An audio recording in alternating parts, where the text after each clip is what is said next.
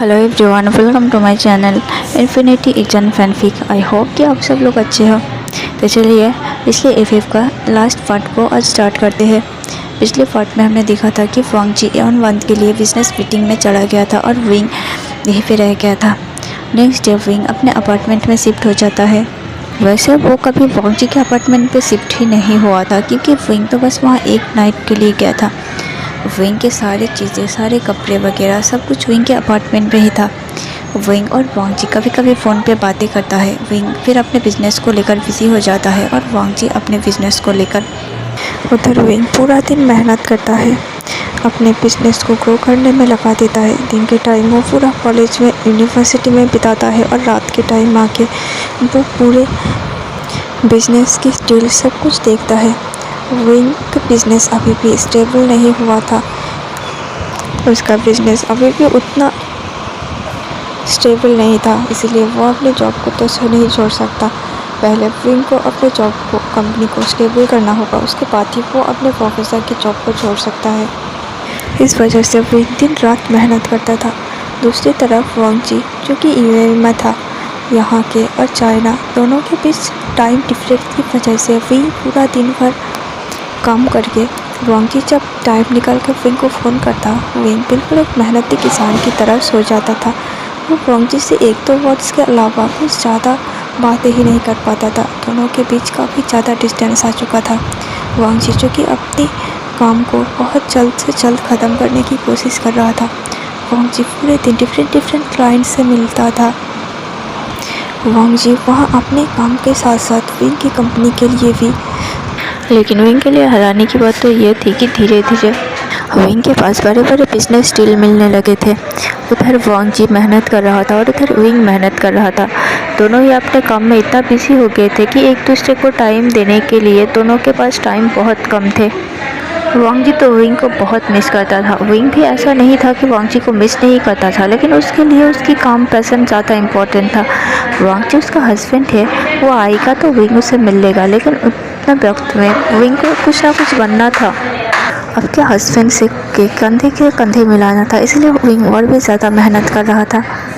ऐसे करते करते एक मंथ बीत गया। एक मंथ बाद आज विंग अपने कंपनी में था। वो कंपनी के कुछ वर्क को देख रहा था। विंग ने अपने कंपनी के लिए वर्कर रखे हैं, लेकिन विंग खुद सब कुछ हैंडल करता है। विंग ने अब अपने यूनिवर्सिटी से भी लीव ले लिया है। विंग बस हफ्ते में 2 ही दिन पढ़ाने जाता है, बाकी दिन विंग ने पढ़ाना बंद कर दिया। वो अब अपने ज़्यादातर टाइम अपने कंपनी को देने लगा है। विंग को अभी पता नहीं था कि वांग जी अब वहाँ यूएई से विंग की कितना मदद कर रहा था, जिसकी वजह से विंग की कंपनी फास्टर ग्रो कर रहा था। विंग जिसने एक छोटे से सेटअप से स्टार्ट किया था, उसने कभी नहीं सोचा था कि देखते ही देखते इस एक मंथ में उसका बिजनेस इतना ग्रो करेगा।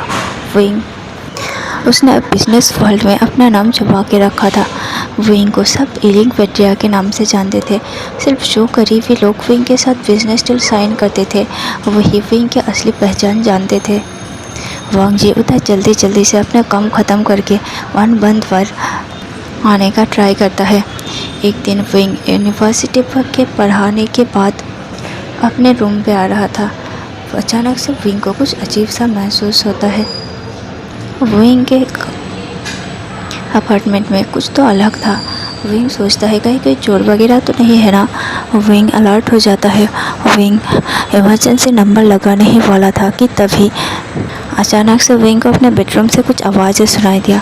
विंग तुरंत अपने हाथों में एक झाड़ू उठाता है, जो कि वहीं पे पड़ा था, और फिर तुरंत अपने बेडरूम की तरफ जाता है। वहाँ जाकर विंग देखता है कि एक इंसान जो कि दरवाजे की तरफ पीठ धरे हुए कुछ कर रहा है।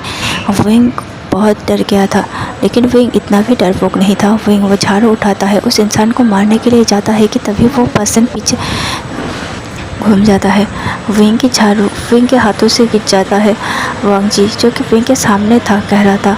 विंग को देखकर वो भी डर गया था। विंग आराम से, क्या तुम अपने ही हस्बैंड को मारने वाले हो? विंग कहता है, लंजा तुम यहाँ, अगर तुम आने वाले हो तो तुमने मुझे बताया क्यों नहीं? वांग जी की स्मेक करता है, विंग की तरह आगे बढ़ता है और कहता है, अगर मैं तुम्हें बता देता तो तुम्हारा ये शॉकिंग सा और क्यूट सा एक्सप्रेशन मुझे देखने को मिलता क्या?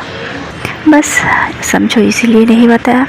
विंग कहता है प्लीज़ लज्जा, अगर ऐसा कोई बात हो तो मुझे पहले से बता दिया करो, वरना मैं कब हार्ट अटैक कर दूँ मुझे पता भी नहीं चलेगा। वांग जी तुरंत विंग के हाथों पर अपना मुख पर अपना हाथ रख देता है और कहता है विंग ऐसा नहीं कहते, तुम जानते हो ना मैं तुम्हें कितना प्यार करता हूँ। विंग हाँ में सिर हिलाता है और फिर दोनों अपना क्वालिटी टाइम स्पेंड करने लगता है। नेक्स्ट दिन वांग जी विंग से कहता है विंग क्यों ना हम स्टेट पे चले। विंग कहता है वांग जी आज काम है। वांग जी कहता है कोई बात नहीं, काम कर लो फिर हम शाम को चलेंगे, तब तक तुम अपना पेंटिंग काम भी कर लेना। विंग कहता है ओके ठीक है। उस दिन पूरा दिन विंग अपने कंपनी में अपने काम करते हैं, वांग जी अपनी कंपनी में अपना काम करता है और फिर शाम को 8 बजे दोनों ही डेट पर निकलते हैं। विंग और वांग जी बहुत ही इंजॉय करते हैं और फिर पूरा टाइम एंजॉय करने के बाद लास्ट में दोनों एक रेस्टोरेंट में खाने के लिए जाते हैं। एक वीआईपी रेस्टोरेंट था जिसके बाहर कॉटेज टाइप का लगा हुआ था जो पूरा नेचुरल वाइब दे रहा था और ये बिल्कुल रास्ते के पास ही था, आते जाते कोई भी देख सकता था। विंग और वांग जी ने एक ऐसे टेबल चूज किया था जो आसपास शांत था, इसीलिए वो दोनों उस टेबल को चूज़ किया था। विंग और वांग जी दोनों ही अपना अपना डिनर कर रहे थे, लेकिन उन लोगों को पता भी नहीं था कि दूसरी तरफ कोई और था जो उन दोनों पर नज़र रख रहा था। उस टाइम विंग के पास एक फ़ोन आता है। विंग देखता है विंग के चेहरे का रंग उड़ गया था, लेकिन विंग फिर से उस कॉल को इग्नोर कर देता है और अपना खाना खाने लगता है। नेक्स्ट टाइम फिर से कॉल आता है। विंग अब फिर से देखता है। वांग जी क्यूरियस हो गया था, विंग को के हाथों में वो हाथ देकर पूछता है विंग ठीक तो हो ना, किसका कॉल है। विंग कहता है कुछ नहीं लज्जा, और तुम खाना खाओ। दोनों ही खाना खाने लगते हैं। वांग जी समझ रहा था कि शायद विंग किसी परेशानी में है, लेकिन जब तक विंग खुद वांग जी को नहीं बताता वांग जी विंग को जैसे ज़बरदस्ती तो नहीं कर सकता। जब दोनों का डिनर हो जाता है फाइनली दोनों मिलकर विंग के अपार्टमेंट में आ जाते हैं, लेकिन विंग काफ़ी ज़्यादा टेंस था। वांग जी विंग को बार बार पूछ रहा था, लेकिन वांग जी ने जैसे विंग को प्रॉमिस किया था कि वो विंग के पर्सनल लाइफ में कभी भी दखलंदाजी नहीं करेगा, तो वांग जी का उतना हक नहीं था पूछने का।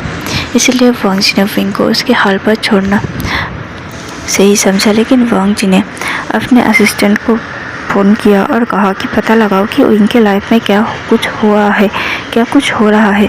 वो बहुत ही टेंस दिखा मुझे, पता लगाओ कि वो किस बात के लिए इतना सारा टेंस्ड है। उसके बाद विंग को बार बार फ़ोन आ रहा था, लेकिन बाद में विंग स्विच ऑफ करके वांग जी के साथ सो गया था। नेक्स्ट मॉर्निंग विंग और वांग जी अपने अपने काम में निकल जाते हैं। विंग यूनिवर्सिटी में गया था। विंग बच्चों की क्लास ले रहा था कि तभी किसी ने वांग जी को विंग को बुलाया और कहा कि उससे कोई मिलने आया है। विंग क्यूरियस हो गया, इतने टाइम शायद वांग जी आया होगा। विंग को पक्का यकीन था कि वांग जी आया है। उस इंसान ने कहा कि जो विंग से मिलने आया है वो अभी विंग के केबिन में है। विंग तो खुश हो गया था, उसे लगा कि शायद वांग जी फिर से उसे सरप्राइज़ देने वाला है। वो दरवाज़ा खोलकर बोलता लंजा, लेकिन तभी वो अपने सामने खड़े हुए उस भीतर को देखकर चौंक जाता है। ये लंजा नहीं था, ये तो वो इंसान था जिससे बात करने का विंग सोच भी नहीं सकता था, जिसकी फ़ोन विंग कल रात से इग्नोर कर रहा था। फाइनली वो लेडी विंग की तरह घूरती है और कहती है अच्छा तुम्हें टाइम मिल गया, और ये लंच ये कौन है। विंग कहता है कोई नहीं, आंट आप यहाँ। विंग के स्टेप मदर कहते हैं कहाँ थे तुम, हाँ तुम कल रात से मेरा फ़ोन क्यों नहीं पिक कर रहे थे। विंग कहता है वो मैं थोड़ा बिज़ी था, मेरे काम था एग्ज़ाम का पेपर चेक करना था। तब विंग के स्टेप मॉम कहती है विंग झूठ मत बोलो, मैंने किसी और के साथ तुम्हें देखा था रात में, तुम काफ़ी खुश थे और काफ़ी ज़्यादा एंजॉय कर रहे थे।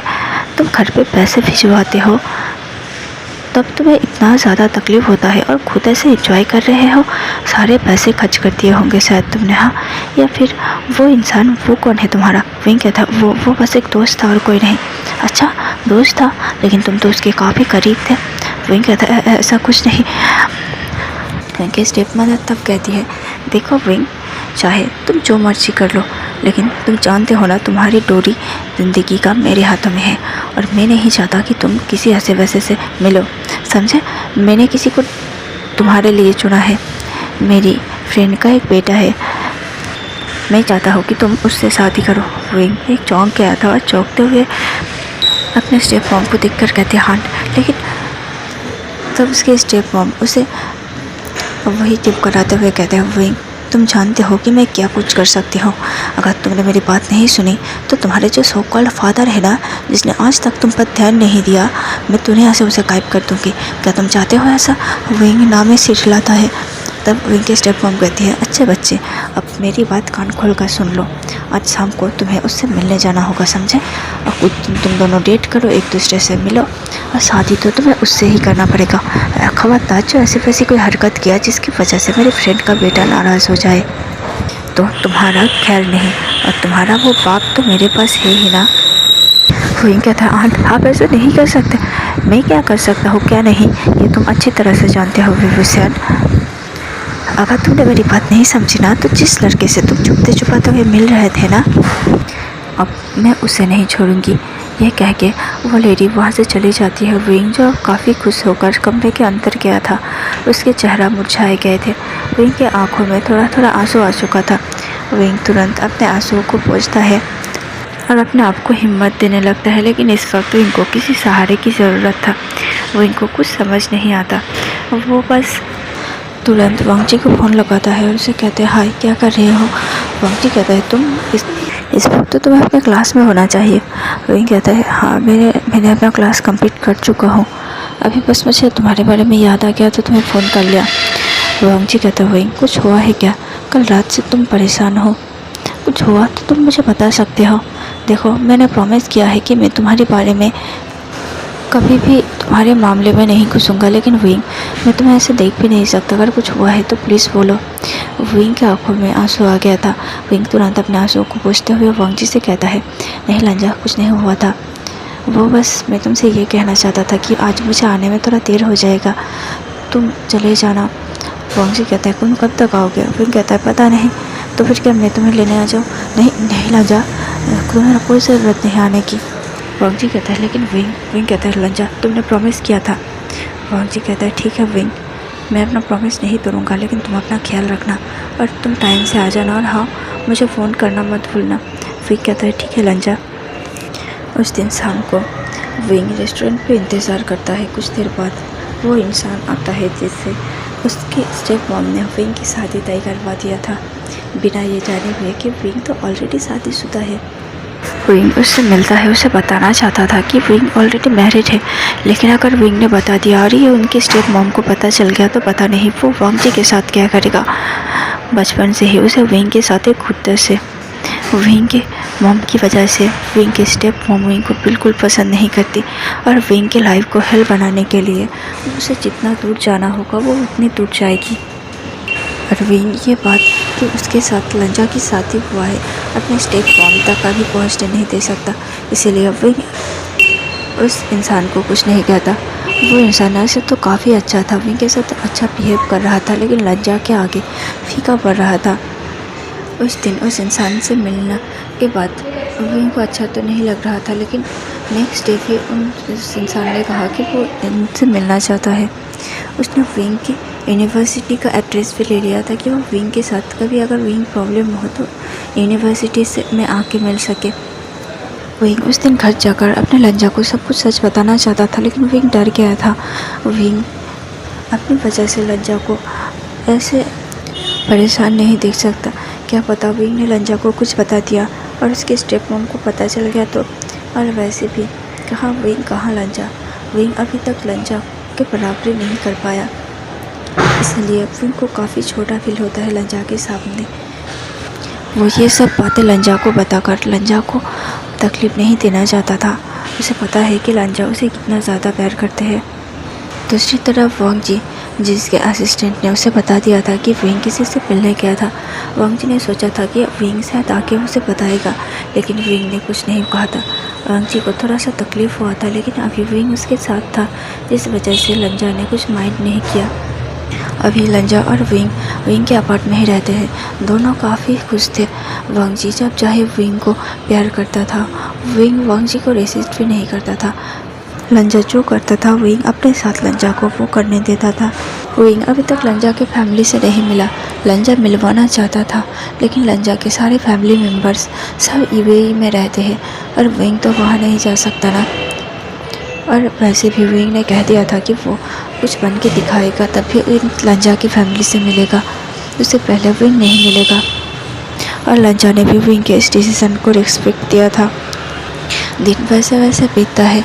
वो नाम चैंगजी था जो कि विंग के स्टेप मॉम का बेटा था। उसको पता लग गया था कि वांगजी और विंग के बीच कोई रिश्ता है। वो तो विंग के सामने अपने आप को काफ़ी अच्छा दिखाने की प्रिटेंड करता था। विंग बस उसे एक दोस्त के नाते बातें करता था। विंग उसे नहीं बता सकता था कि वो मैरिड है और इसीलिए वो उसे एक दोस्त की तरह बातें करता था क्योंकि वो काफ़ी अच्छा था और विंग को के साथ ऐसा कुछ भी हरकत नहीं किया था जिससे कि विंग उसे नफरत करे या फिर इस शादी के लिए ना करते। विंग को पता था कि शायद लंजा के साथ वो गलत कर रहा है, लेकिन विंग बस अपने स्टेप मॉम को रोकना चाहता था। विंग नहीं चाहता था कि जब तक वो वांगजी के लेवल का बन जाए जब तक वो अपने फादर को अपने पास रख सके, तब तक उसके मॉम को कुछ पता चले, क्योंकि विंग के स्टेप मॉम सिर्फ विंग को ही नहीं विंग के फादर को भी हार्म पहुंचा सकता है। और उसकी ये नफ़रत आज से नहीं बहुत सालों से है, जब विंग पैदा भी नहीं हुआ था शायद तब से है। चैंगजी हर रोज़ विंग के साथ मिलता था। दूसरी तरफ वांगजी को यह बात पता चलता था, लेकिन वांगजी विंग से कुछ नहीं कहता था क्योंकि वांगजी ने विंग को प्रॉमिस भी किया था। वांगजी बातों को घुमा कर विंग से पूछना चाहता था, लेकिन विंग ने वांगजी को कभी भी कुछ नहीं बताया इस बारे में, जिस बात से वांगजी को बहुत तकलीफ पहुंचता था। अब वांगजी खुद देखता था कि विंग और चैंगजी कैसे मिलता है। वांगजी को ये तक पता चल गया है कि वांगजी चैंगजी और विंग डेट कर रहे हैं। दूसरी तरफ वो चैंगजी साजी से पता था कि वांगजी चुप चुप कर उन दोनों को देखता है। जब भी वांगजी उन दोनों को देखता है तभी चैंगजी जानबूझकर कुछ ऐसी हरकत करता है जैसे कि विंग के हाथों को पकड़ लेना, विंग के कमर पे अपना हाथ रखना, जानबूझकर विंग के करीब जाना और वांगजी को जलाना। विंग जो कि इस बात से पूरा क्लूलेस था कि वांगजी उसे देख रहा है। दिन ऐसे ही बीत गया था। विंग और चैंगजी को बीतते हुए अब 1 महीना हो गया था। चैंगजी जल्द से जल्द विंग से शादी करना चाहता था, इसलिए विंग के स्टेप मॉम विंग के शादी के लिए सब कुछ तैयारी कर रही थी। विंग उसे बार बार कहता है कि उसे ये शादी नहीं करना, लेकिन विंग के स्टेप मॉम उसे फोर्स करती है कि अगर विंग ने ये शादी नहीं किया तो उसके लिए अच्छा नहीं होगा। विंग फाइनली उसके स्टेप मॉम से कह देता है कि मुझे ये नहीं करना, लेकिन उसके स्टेप मॉम उसके फादर को लेकर उसे ब्लैकमेल करने लगता है, जिस बात से विंग भी काफ़ी खफा खफा रहने लगा था। और सारी गुस्सा विंग जाके वांगजी पे निकालता था, क्योंकि एक वांगजी ही है जिसके साथ विंग कंफर्टेबल फील कर सकता है, जिसको सब कुछ खोल के बता सकता है। लेकिन अब विंग वांगजी को भी नहीं बता पा रहा था। चैंगजी जब कहीं चाहे मुंह उठाए यूनिवर्सिटी में विंग के साथ मिलने के लिए आ जाता था, इसलिए विंग ने यूनिवर्सिटी जाना भी बंद कर दिया था। विंग को डर था कि अगर यूनिवर्सिटी चैंगजी बार बार गया और विंग के साथ मिलता रहा तो कहीं वांगजी को पता न लग जाए।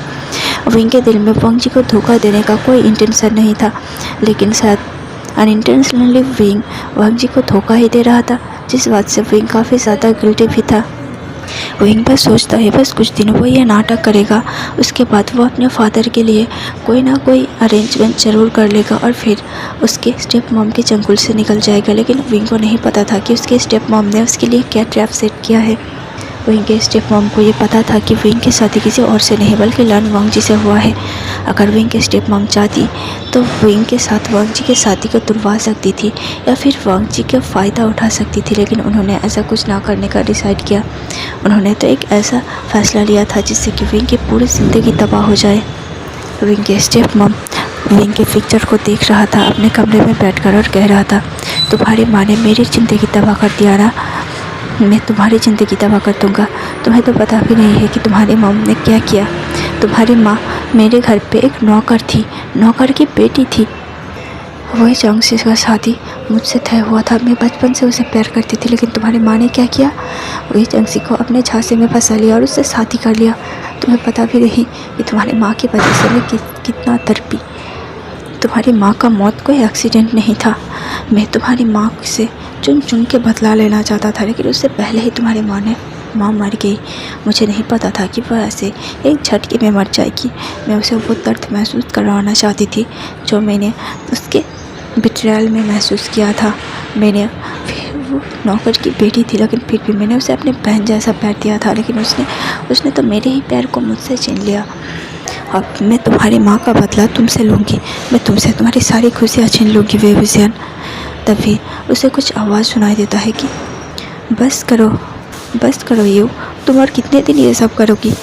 विंग मैडम यू उसकी तरफ देखता है और कहता है अच्छा तो तुम आ गए यहाँ, तुम उस लेडी को अभी तक भूल नहीं पाए ना, तुम जब तक उसे नहीं भूल पाओगे मैं तुम्हारे बेटे को कभी खुशियाँ महसूस नहीं होने दूंगी, उसे खुशियाँ कभी नसीब नहीं होगा। वे चंग से कहता है यू तुम अंधी हो चुकी हो, तुम्हें दिखाई नहीं देता कि वो चांगसी शरण चली गई इस दुनिया से। मैंने विंग के लिए तुम्हें यहाँ लाया था, लेकिन तुमने मेरे बेटे को मुझसे ही दूर कर दिया। मेरे बेटे को मैंने एक अच्छी ज़िंदगी देने के लिए तुम्हें यहाँ लाया था, लेकिन तुमने तो उसकी ज़िंदगी को बदतर बना दिया।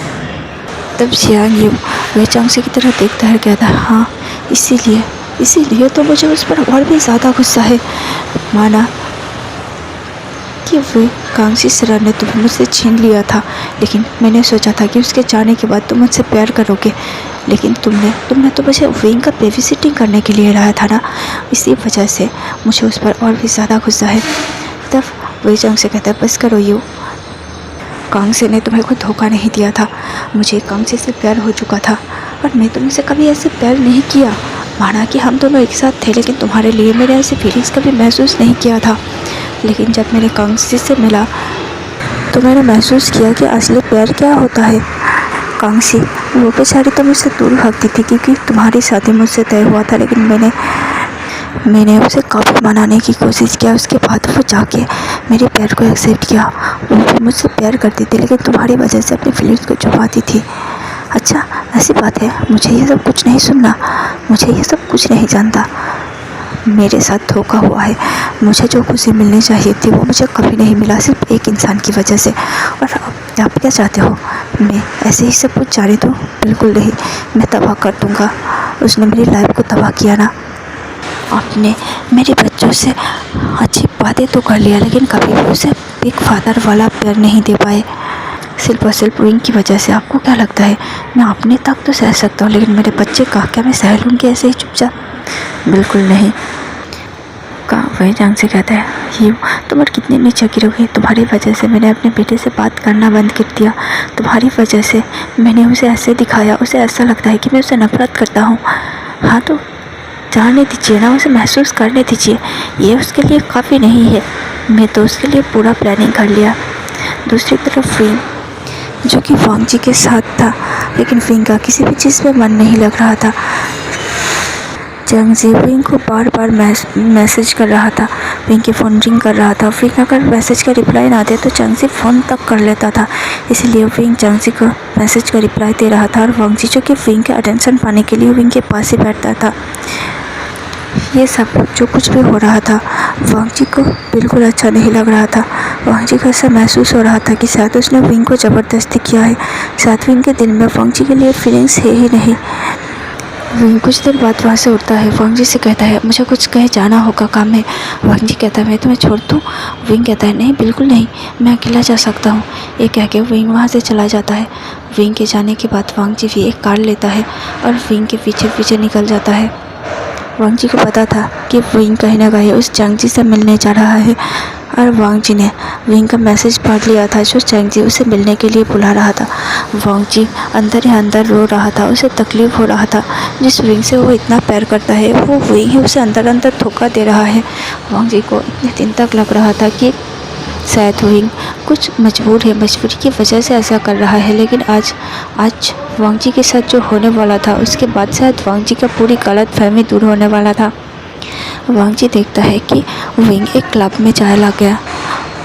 वांग जी भी विंग के पीछे पीछे उस क्लब के अंदर चला गया। वहाँ जाके उसने देखा कि चांग जी आकर तुरंत विंग को गले से लगा लिया और विंग को लेकर डांस फ्लोर में गया। उसने विंग को ड्रिंक ऑफर किया और फिर विंग के साथ डांस करने लगा। विंग जो कि खुश तो नहीं लग रहा था, लेकिन था तो वो चांग जी के साथ ही ना। वांग जी जो कि ड्रिंक कर रहा था और उन दोनों को देख रहा था।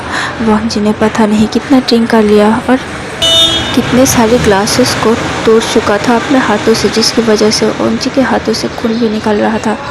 लेकिन वांग जी को दर्द पहुंचना अभी तो बाकी था। वांग जी देखता है कि कुछ देर बाद चांग जी धीरे धीरे विंग को अपने पास बुला रहा था। विंग भी शायद काफ़ी ड्रंक हो चुका था। वांग जी देखता है कि विंग वांग जी की तरफ पीठ किए हुए है और चांग जी विंग के और करीब आ रहा है। देखते ही देखते चांग जी ने अपने लिप्स के साथ विंग के लिप्स को जोड़ दिया। वांग जी जो कि तुरंत उठ के जाके चांग जी को के कॉलर को पकड़ के उसे मारने वाला था, लेकिन तब भी वांग जी को याद आया कि उसने विंग को प्रॉमिस किया है कि वो विंग के लाइफ में कभी भी दखल नहीं देगा। वांग जी तुरंत वहाँ से निकलता है और अपने फ्लैट अपार्टमेंट में चला जाता है। वांग जी आज विंग के नहीं अपने अपार्टमेंट में गया था। वांग जी वहाँ जाकर बहुत रोता है। वांग जी बिल्कुल टूट चुका था। विंग वांग जी को ऐसे धोखा देगा वांग जी ने कभी सपने में भी नहीं सोचा था। वांग जी के लिए विंग सब कुछ था, लेकिन शायद वांग जी इसका गलत था कि विंग भी उसे चाहता है। विंग के दिल में तो कोई और है जिसके साथ विंग 1 महीने से बातें कर रहा है, जिससे विंग 1 महीने से मिल रहा है। दूसरी तरफ विंग जो कि अब अपने अपार्टमेंट में आ गया था और उसे वांग जी नहीं दिखा, तो विंग ने वांग जी को फ़ोन किया। वांग जी ने कहा कि वो आज बिज़ी है, वो नहीं आएगा। विंग के फ़ोन को कट करके वांग जी ने अपने असिस्टेंट को फ़ोन किया। विंग को काफ़ी अजीब लगा क्योंकि शायद ये पहली बार था कि वांग जी ने विंग के फ़ोन को खुद से कट कर दिया। आम दिन ऐसा होता है कि विंग कल कट करना चाहता है, लेकिन वांग जी बार बार अपने बातों में उनको उलझा लेता था और विंग को बातें करने पर मजबूर कर देता था। विंग को फ़ोन रखने का मौका ही नहीं देता था। वांग जी दूसरी तरफ अपने असिस्टेंट को फ़ोन लगाता है और कुछ कहता है। वो असिस्टेंट चौंक जाता है और वांग जी से कहता है, नहीं सर, आप ऐसा नहीं कर सकते। वांग जी कहता है, मैं तुम्हारा बॉस हूँ, मैं जो तुम्हें हुक्म दूँ तुम्हें वो फॉलो करना होगा। ये कह के वांग जी अपना फ़ोन काट देता है और फिर वहीं बैठे बैठे रोते रोते सो जाता है। नेक्स्ट दिन वांग जी विंग से कहता है कि वो विंग को कहीं ले जाना चाहता है, लेकिन विंग वांग जी से कहता है कि विंग को अभी काम है। वांग जी को पता था कि विंग कहीं नहीं, बस चांग जी से मिलने के लिए जाने वाला है, इसीलिए काम है कह रहा है। उस दिन जब विंग घर पे आता है तब विंग देखता है कि वांग जी घर पर नहीं है। विंग सोचता है शायद वो अभी काम में बिज़ी होगा, इसीलिए विंग काफ़ी देर तक वांग जी का इंतज़ार करता है। जब मिडनाइट हो जाता है वांग जी फिर भी नहीं आता। विंग वांग जी को फ़ोन मिलाता है, लेकिन वांग जी का फ़ोन नहीं लगता। वांग जी का फ़ोन स्विच ऑफ बताता है। विंग के पास वांग जी के असिस्टेंट का नंबर थे। विंग वांग जी के असिस्टेंट को फ़ोन करता है। विंग के असिस्टेंट पता नहीं आज विंग से रूडली बात कर रहा था। वो वांग जी विंग से पूछता है कि लंजा कहाँ है। वो कहता है कि आपके हस्बैंड है, आप जानते हो, मुझे कैसे पता होगा। फ़िलहाल के लिए मुझे कुछ भी नहीं पता, आप मुझे डिस्टर्ब मत करो। ये कह के उस असिस्टेंट ने फ़ोन को रख दिया था। विंग को ये काफ़ी अजीब लगा था कि विंग के साथ उसने ऐसे क्यों बात किया। विंग ने उसे ऐसा क्या गलत पूछ लिया। विंग तो बस अपने हस्बैंड के बारे में पूछ रहा था। विंग उस रात वांग जी के टेंशन में ही सो नहीं पाया। नेक्स्ट दिन भी वांग जी नहीं आ रहा था। नेक्स्ट दिन विंग वांग जी के साथ टाइम स्पेंड करना चाहता था, लेकिन वांग जी नहीं आया। अब विंग और सहन नहीं हुआ। विंग तुरंत अपने कार की कीज़ उठाया, कार लिया और फिर वांग जी के कंपनी में चला गया। वहाँ जाके उसने देखा कि कंपनी में वांग जी है ही नहीं। विंग वांग जी के असिस्टेंट से मिलता है, उसे पूछता है कि वांग जी कहाँ है। असिस्टेंट विंग की तरफ देखता है, एक मॉकिंग स्माइल देता है और कहता है, अभी भी आपको अपने हस्बैंड के बारे में नहीं पता। Same on you mister way. Wing कहता है, बकवास बंद करो और मुझे बताओ कि वांग जी कहाँ है। 2 दिन से उसने मुझे कॉल तक नहीं किया। या वो बिजनेस मीटिंग पर गया है या फिर कहीं गया है।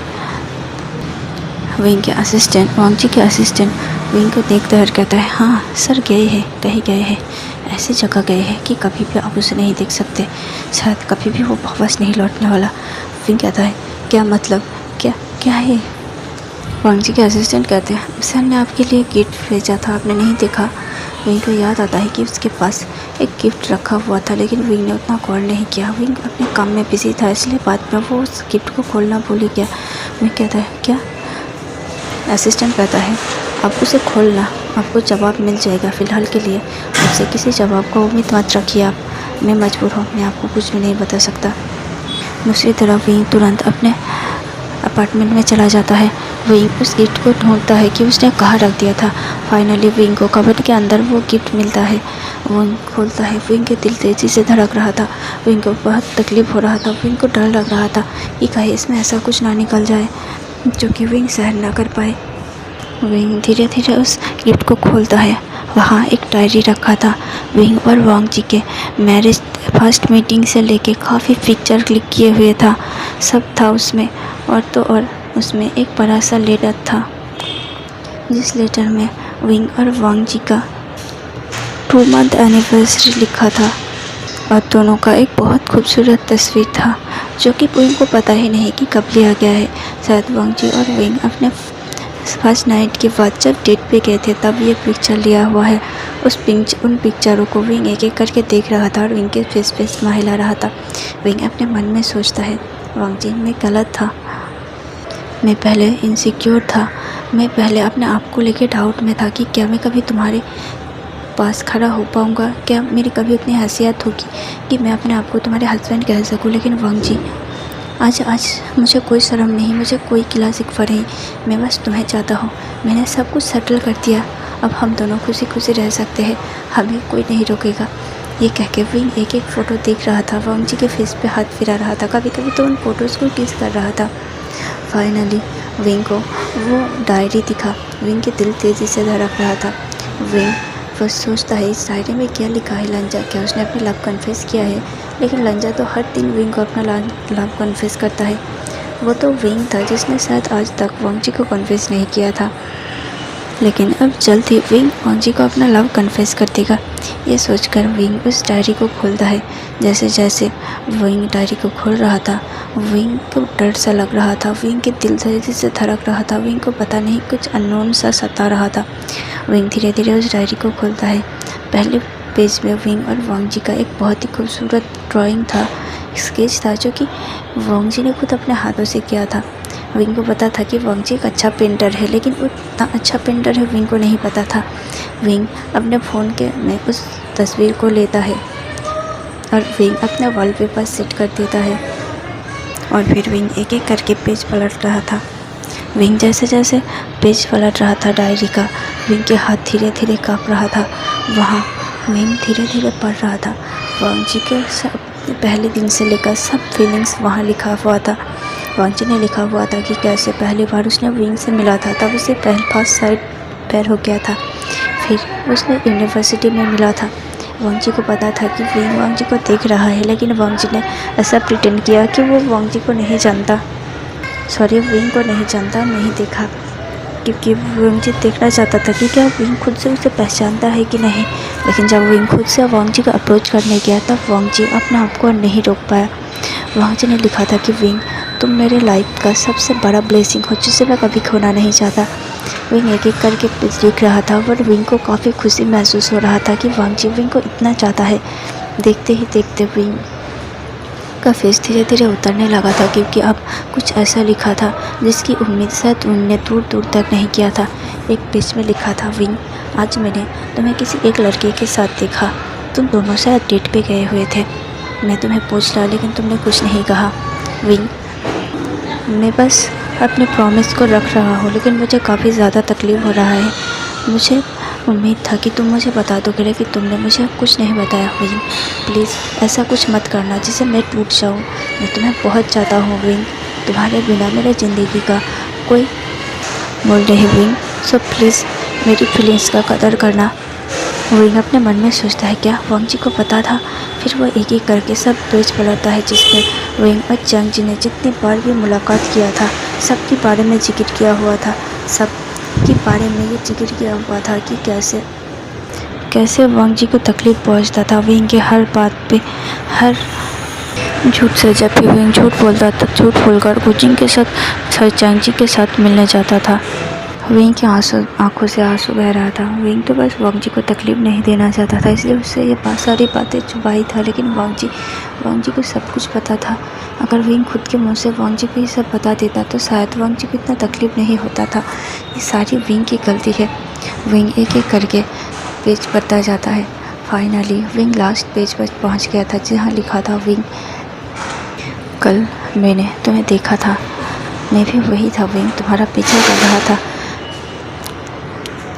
कैसे चंग जी तुम्हें किस कर रहा था मुझे बिल्कुल बर्दाश्त नहीं हुआ। विंग मैं तुम्हें बहुत चाहता था, लेकिन शायद तुमने कभी मुझे चाहे ही नहीं। विंग मैंने तुझसे पहले भी कहा था कि तुम्हारे बिना मैं नहीं जी सकता, और तुम्हें किसी और के साथ देखकर तो बिल्कुल नहीं, लेकिन मैं तुमसे तुम्हारी खुशियाँ नहीं छीनूंगा विंग। अगर तुम उसके साथ खुश हो तो फिर तुम्हें तुम्हारी खुशियाँ मुबारक विंग। आज के बाद मैंने ऐसा कुछ डिसाइड किया है कि मैं अपने आप को ख़त्म तो नहीं कर सकता, लेकिन मैं अब इस दुनिया में भी नहीं रहना चाहता विंग। मैं चाह रहा हूँ में जा रहा हूँ। तुम्हें पता है मेरी कंपनी में एक प्रोजेक्ट लॉन्च किया था। मेरी कंपनी ने एक प्रोजेक्ट लॉन्च किया है जिसमें कि हर इंसान अगर एक बार सो गए तो फिर 50 साल बाद उठ सकते हैं कि नहीं, वो टेस्टिंग करने के लिए 50 साल बाद हम अपने यूथनेस को, हम अपने फिजिक्स को ऐसा ही रख सकते हैं कि नहीं। उसके लिए हमें किसी की ज़रूरत था जो कि इस कॉन्ट्रैक्ट पर राज़ी हो और उस स्लीपिंग चैम्बर में जाए। लेकिन विंग, अब किसी की ज़रूरत नहीं, क्योंकि मैंने डिसाइड किया है कि मैं खुद जाऊंगा। मुझे नहीं पता विंग कि कब भी मैं लौट पाऊंगा या नहीं, क्या ये एक्सपेरिमेंट सक्सेस हो पाएगा भी या नहीं। लेकिन विंग, मैं जहाँ कहीं भी रहूँ तुम्हें प्यार करना मैं कभी भी नहीं छोड़ सकता। इस जन्म में ना सही, लेकिन अगले जन्म में अगर मैं जन्म लूँ तो प्लीज़ तुम सिर्फ मेरा ही होना। और अगर कभी मैं स्लीपिंग चैम्बर से बाहर आ गया तो शायद तुम उस पहली इंसान होगी जिसे मैं अपने स्वास्थ्य देखना चाहूँगा। मैं तुम्हें सबसे पहले देखना चाहूँगा। उसके बाद काफ़ी सारे पेपर, थोड़ा गिला था और थोड़ा दाग मिट गया था। शायद वांग जी ने काफ़ी ज़्यादा रोया होगा ये लिखते लिखते। विंग जो खुद भी ये पढ़ के रो रहा था। विंग काफ़ी घंटों तक रोता है। क्या विंग स्लीपिंग चैम्बर में, मतलब अब कहाँ है विंग? वांग जी। विंग तुरंत वांग जी के असिस्टेंट को फ़ोन लगाता है। वांग जी के असिस्टेंट जब फ़ोन नहीं उठाता, विंग तुरंत वांग जी की कंपनी में चला जाता है। वो वांग जी के असिस्टेंट को कहता है, कहाँ है लांजा, मुझे लेके चलो। वांग जी के असिस्टेंट कहता है वो नहीं है, वो चला गया। विंग कहता है मुझे पता है, लेकिन मुझे वहाँ ले चलो जहाँ मेरे वांग जी है, मेरे हस्बैंड है। असिस्टेंट विंग को कहता है आपको क्या हुआ? आपके लिए तो कोई और है, आपको सर से उतना हमदर्दी दिखाने की ज़रूरत नहीं। विंग कहता है ये सब कुछ गलत फहमी था, उसे गलत फहमी हुआ है। हाँ, लगता है कि उस दिन उसने मुझे किस किया था, लेकिन मैंने तुरंत उसे अपने आप से हटाकर उसे एक थप्पड़ मार दिया था और उस दिन वैसे ही चला आया था। नेक्स्ट दिन मैं उसके साथ मिलने इसलिए गया था ताकि मैं सब कुछ सेटल कर सकूं। मेरे फादर को मैंने एक अच्छी जगह पहुंचा दिया, उनके लिए एक अपार्टमेंट, उनके लिए कुछ सर्वेंट्स अपॉइंट कर दिया था। मेरे स्टेप मॉम को भी मैंने अच्छा सबक सिखाया था। वो हमारी लाइफ में कभी भी नहीं आने वाले। मैं तो वांग जी के साथ सब कुछ सेटल करने वाला था, उसे सब कुछ बताने वाला था, लेकिन उससे पहले ये सब कुछ। असिस्टेंट कहता है तो क्या आप सर को धोखा नहीं दे रहे थे, क्या आप किसी और को? विंग कहता है नहीं, बिल्कुल नहीं, ये बस मेरे स्टेप मॉम का एक चाल था और मैं वांग जी को कुछ नहीं बता सकता था, क्योंकि अगर उसे पता चला तो वो वांग जी को हम कर देते और वांग जी से मेरा बदला लेते। इसीलिए मैं बस ये सब कुछ सह रहा था ताकि सही टाइम आने पर मैं सब कुछ सही कर सकूँ। असिस्टेंट, जिसने विंग को न जाने कितना कुछ भला बुरा कह दिया, वो भी थोड़ा गिल्टी फील करता है और कहता है मैं ले जाऊँगा आपको सर के पास। वह असिस्टेंट विंग को लैब में ले जाता है जहाँ वांग जी का एक बार एक्सपेरिमेंट चल रहा था। वांग जी स्लीपिंग चैम्बर में जा चुका था। विंग बाहर से वांग जी को देख रहा था। विंग की आंखों से आंसू निकल रहा था, लेकिन अब कोई फ़ायदा नहीं। वांग जी अब 50 साल बाद उठने वाला था। विंग घर पे आता है, वांग जी के सारे यादों को पकड़ता है और वांग जी के यादों के सहारे विंग डिसाइड करता है कि वो वांग जी का इंतज़ार करेगा। विंग अपने बिजनेस को ग्रो करेगा, वो सब कुछ वांग जी के नाम कर देगा। विंग को कैसे भी करके इस 50 साल तक जीना ही होगा। तो यहाँ से सीन शिफ्ट होकर पूरे 50 साल बाद जाते हैं, जहाँ फाइनली कुछ साइंटिस्ट मिलकर उस स्लीपिंग चैम्बर को ओपन करता है। किसी को उम्मीद नहीं था कि चैम्बर के अंदर का वो पर्सन न जाने जिंदा है या फिर मर गया। चैम्बर को ओपन करने के बाद वहाँ काफ़ी सारी मेडिकेशन ट्राई किया जाता है। काफ़ी घंटों तक चैम्बर को ऐसे ही रखा जाता है। उसके बाद अचानक से अलार्म बजने लगता है। सब जब देखते हैं तब वांग जी धीरे धीरे आँखें खोल रहा था। एक साइंटिस्ट कहते हैं तुरंत घर वालों को बुलाओ। वांग जी को धीरे धीरे उस चैम्बर में से निकाला जाता है। वांग जी के ऊपर कुछ मेडिसिन इस्तेमाल किया गया था, जिसके लिए वांग जी अभी बिल्कुल सही था और अपने पैरों पर खड़ा हो पा रहा था, अपने पैरों से चल पा रहा था। वांग जी उठता है, आसपास देखता है। वहाँ एक साइंटिस्ट वांग जी को उसी कॉन्ट्रैक्ट को लाकर देता है जिस कॉन्ट्रैक्ट को साइन करके वांग जी चैम्बर में गया था। उस कॉन्ट्रैक्ट पर अब स्टैंप लग चुका था। इसका मतलब वांग जी अब पूरी तरह से फ्री हो चुका है। उन लोगों के साथ वांग जी का कोई कॉन्ट्रैक्ट नहीं था। वैसे ये सब कुछ वांग जी का ही है, ये लैब, ये सब कुछ वांग जी का ही है, लेकिन वांग जी फिर भी सबका एक अलग सा रूल्स होता है ना। वांग जी अपने उस पेपर को लेता है और वहाँ से बाहर निकल जाता है।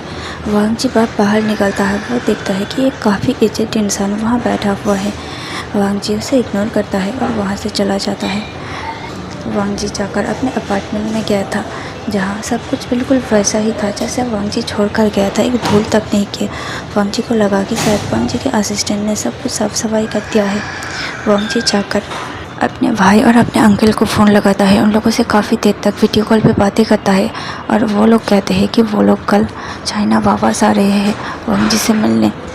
वांग जी कुछ देर तक बैठता है, अपने लैपटॉप को चेक करता है, लेकिन तभी वांग जी को आवाज़ सुनाई देता है। वांग जी तुरंत बाहर जाता है। वो देखता है ये तो वही ओल्ड इंसान है जो उससे कि विंग लैब में देखा था। विंग कहता है, जी आप कौन? वो इंसान जो कि शायद वांग जी के बातों से थोड़ा सा हर्ट फील कर रहा था। वांग जी से कहता है, जी जी मास्टर, मैं सर्वेंट हूँ, मैं यहाँ का देख रेख करता हूँ। वांग जी कहता है, ओह अच्छा ठीक है, लेकिन आपसे आने की कोई ज़रूरत नहीं है, आपसे मैं गए हो ना, मुझे पसंद नहीं है मेरे अपार्टमेंट में मेरे अलावा कोई और रहे। वो इंसान हाँ में सिर हिला देता है और कहता है, मैं आपके लिए नाश्ता प्रिपेयर कर दूँ, उसके बाद चला जाऊँगा। वांग जी हाँ में सिर हिलाता है। वांग जी को नाश्ता प्रिपेयर कर देने के बाद वो इंसान वांग जी को बुलाता है। वांग जी नाश्ता कर रहा था और वो इंसान कहता है, सर मैं चलता हूँ। वांग जी कहता है, ठीक है। उसके बाद वो इंसान निकल जाता है। वो वहाँ से निकलकर एक जगह आते हैं जहाँ काफ़ी सारे छोटे छोटे बच्चे थे। सब आकर दादाजी दादाजी कहकर उस इंसान के पैरों में लिपट के वो विंग कहता है, अरे तुम सब लोग देखो, मैं तुम्हारे लिए गिफ्ट लाया हूँ। आज मेरी लाइफ का सबसे ख़ास इंसान है जिसे मैंने आज कितने सालों बाद देखा। इस खुशी में तुम सब के लिए मैं गिफ्ट लाया हूँ। तब एक बच्चा जिसका नाम आयुआन था वो तुरंत विंग के पास आते और कहता है, वही क्या ये वही इंसान है जिसकी कहानी आप सुनाते हैं? विंग कहता है, हाँ, और मैंने कितनी बार कहा है कि मैं तुम्हारा काका नहीं, मैं तो मुझे दादाजी बोलो। मैं अब 65 का हो चुका हूँ, तुम मुझे काका बोल रहे हो? तब आयुआन कहता है, काका आप 65 के हो लेकिन अभी भी आप 30 जैसा दिखते हो। आपको देखकर कोई कह ही नहीं सकता कि आप 65 का हो। विंग हंसता है और सबके साथ टाइम स्पेंड करने लगता है। कुछ देर बाद विंग इन सब से खुश तो था लेकिन काफ़ी दुखी था। शायद विंग ने अपने लाइफ का सबसे कीमती इंसान को खो चुका था जिसने आज विंग को पहचाना तक नहीं। शायद वांग जी ने अपनी सारी मेमोरी खो चुका है। लेकिन जो भी हो, विंग को भूलकर अगर वांग जी खुश रहे तो फिर विंग को यही मंजूर है। विंग वांग जी के सामने और नहीं जाएगा, बस दूर से ही वांग जी को देखा करेगा। वांग जी बच्चों के साथ खेल रहा था। विंग बच्चों के साथ खेल रहा था कि तभी उसे सामने से एक बहुत ही पहचाना सा चेहरा आता हुआ दिखता है। विंग चौंक जाता है और कहता है, सर आप यहाँ? वांग जी जो कि विंग के सामने आकर खड़ा हो गया था, वो अपने हाथ को बढ़ाता है, विंग को धक्का देता है और कहता है, यू बास्टर्ड, तुम्हें क्या लगा हाँ कि मैं तुम्हें भूल गया? विंग कहता है, सर। वांग जी कहता है, सर मैं तुम्हारा हस्बैंड हूँ पागल, तुम मुझे सर क्यों बुला रहे हो? विंग कहता है, लंजा तुम्हें सब कुछ याद आ गया? वांग जी कहता है, हाँ मैं भूला ही कब था कि मुझे याद आ गया। हाँ। विंग कहता है, लेकिन तुमने।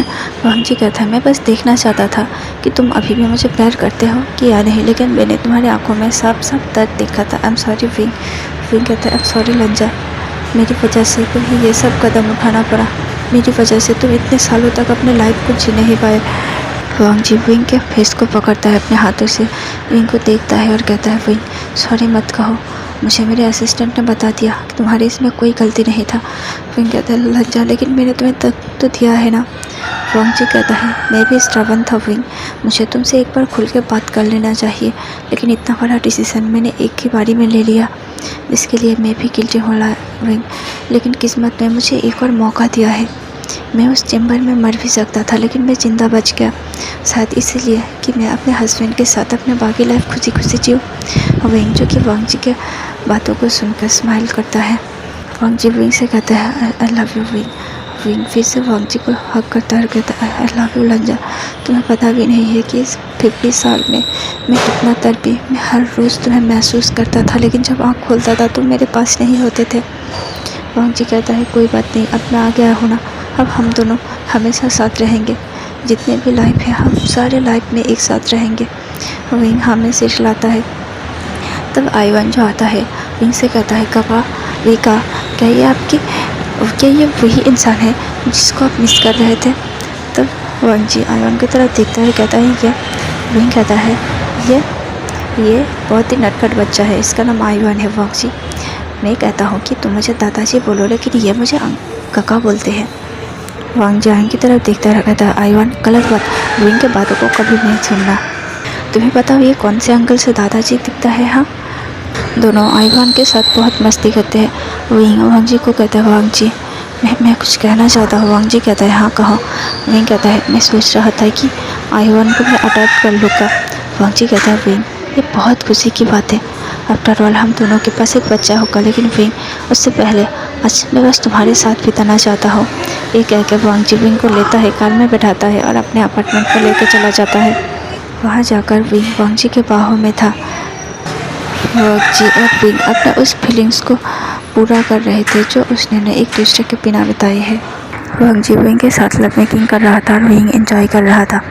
विंग को थोड़ा तकलीफ तो हो रहा था क्योंकि वांग जी अभी भी 30 साल का है और विंग अभी 65।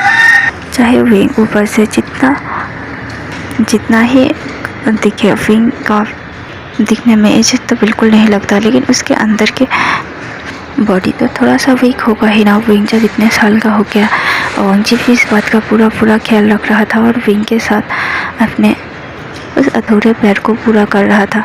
विंग वांग जी के नीचे था और उन दोनों के हॉट सेशन के दौरान विंग बार वांग जी को कह रहा था पंजा आई लव यू। वांग जी भी विंग को कह रहा था आई लव यू टू विंग, मुझे बहुत अच्छा लग रहा है। विंग भी कहता है वांग जी मुझे बहुत अच्छा लग रहा है प्लीज़ और दिस। और इसी के साथ ये फैन फिक्सन यहीं पे ख़त्म होता है। फैन फिक्सन कैसा लगा प्लीज़ कमेंट में बताना। तो फिर मिलते हैं नेक्स्ट फैन फिक्सन में, तब तक के लिए टाटा बाय बाय।